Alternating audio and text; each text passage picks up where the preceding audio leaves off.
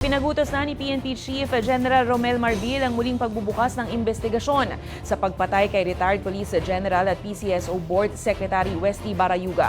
Ito ay matapos isiwalat ni Police Lieutenant Colonel Santi Mendoza sa pagdinig ng Quad Committee hearing noong September 27 na inatasan umano siya ni Napolcom Commissioner Edilberto Leonardo at dating PCSO General Manager Royina Garma na patayin si Barayuga. Si Garma umano ang itinuturong tagapagbigay ng impormasyon sa mga operasyon ng isang high-value individual na may kinalaman sa iligal na droga. Agad naman itinanggi ni Garma at Leonardo ang alegasyon ni Mendoza.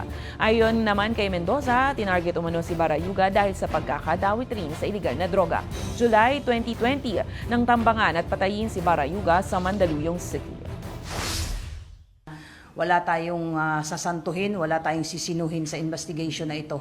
Regardless kung sinong mga personality or maliban dito kay Garma at Leonardo, kung meron pang mga personalidad tayong matutumbok sa ating investigation, doon tayo tutuloy po sa ating investigation po.